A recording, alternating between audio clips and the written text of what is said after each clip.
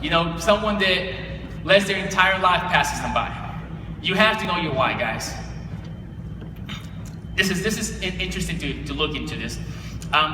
You see, many times when we enter this business, we are coming very hesitant, don't we? How many of you guys came in a little hesitant like I did? Where's the honesty? All right, so you see, here's what happens. And this is why it took me so long I say so long, but it took me, in that first 60 days of business, it was very, very slow at first. Because when you come in, let's say that you come in into Kayani and you believe that your potential to go diamond is small. Are you gonna take massive action or little action? Little action gives you little what? Results. Little results will reinforce your belief that you say, you know, I knew it. Of course, I said it. I knew that this was not gonna work for me. See, but what happens is this. In fact, understand this about potential. That your potential, my potential, is unlimited and unknowable. Everybody stand up. Stand up for me. Stand up, come on. All right, put your hand on your heart. Say, my potential, is unlimited, and unknowable. Give a high five to your neighbor and say, you're going diamond. You're going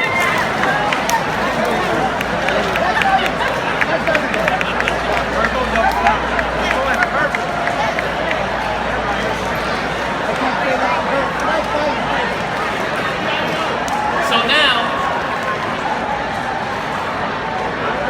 man, a lot of diamonds are gonna go. Everybody's going diamond here. Like, yeah.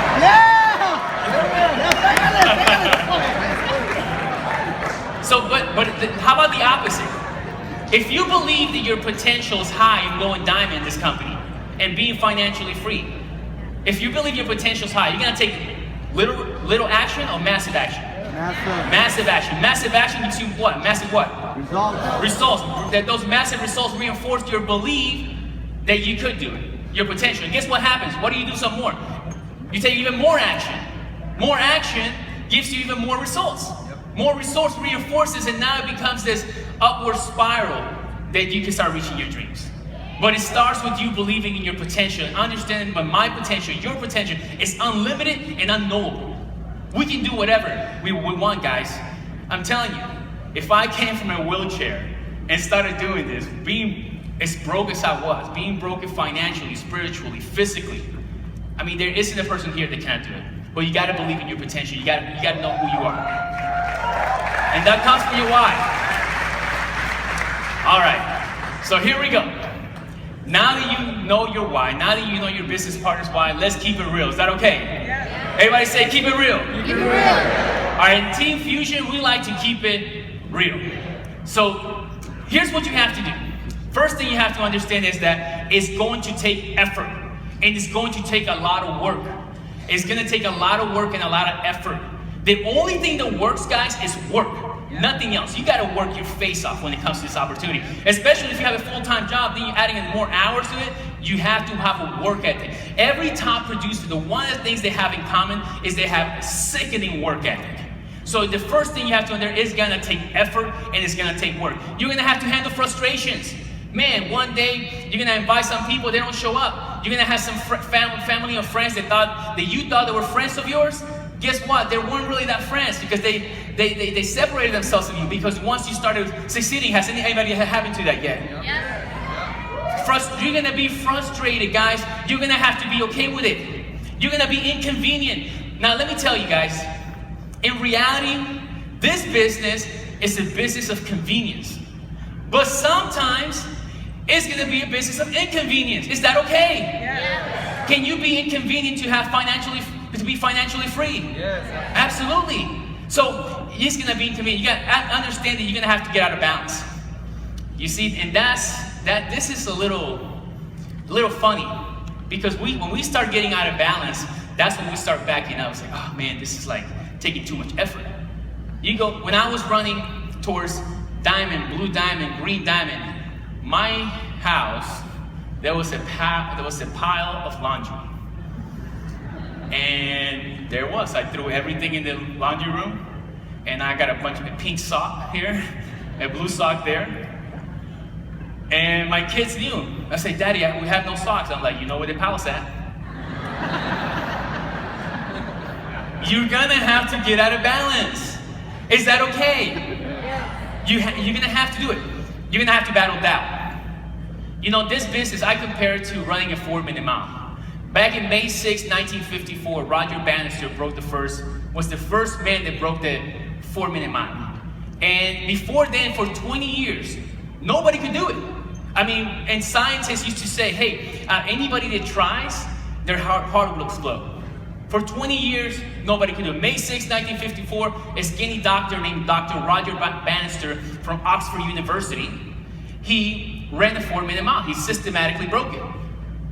Sports Illustrated called that the single most important sports act in sports history.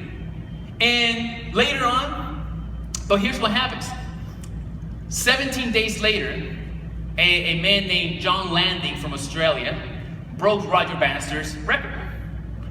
That 3 years later, 300 people did it. Here's what I can tell you, a leader believes when other people doubt. If you're opening up a new market, how many of you guys are here opening up new markets? By a show of hands. Okay, so that's a lot of you. You have to be okay with being the Roger Bannister. You have to be okay. You're setting out to break the 4-minute mile. But I'm forever a general for James and Brandon. I have their back. Anybody messes with them, they mess with me. Let me tell you guys, these guys are Roger Bannisters.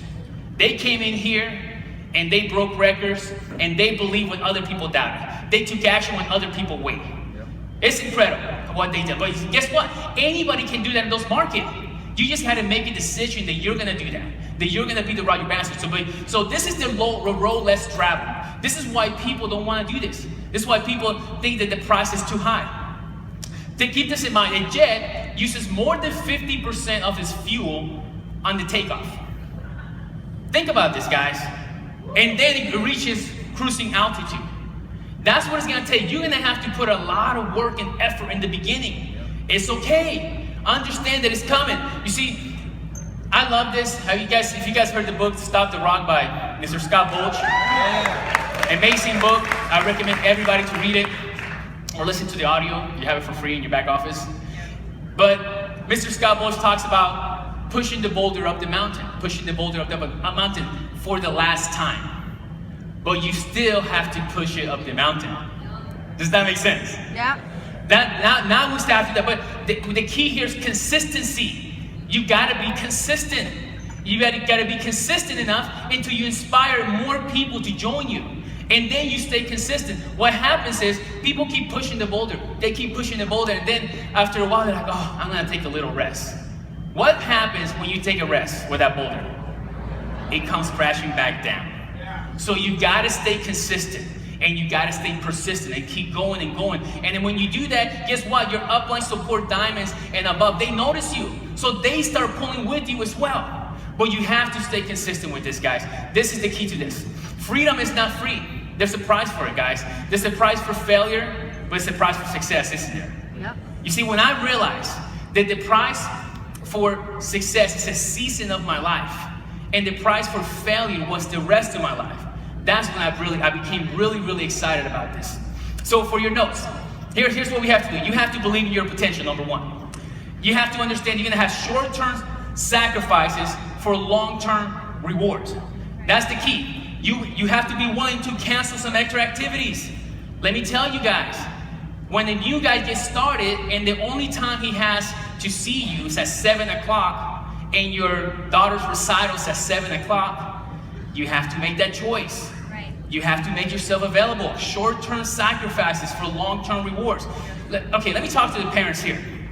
How many parents do we have here? Yeah. Parents.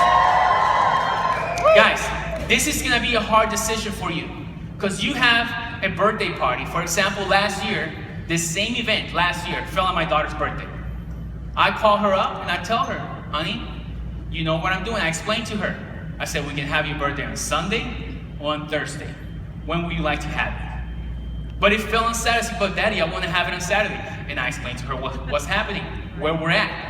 Parents, listen closely to what I have to tell you right now. The best thing you can do for your children is let them see you win in life. That's the best thing you can do. The most confident.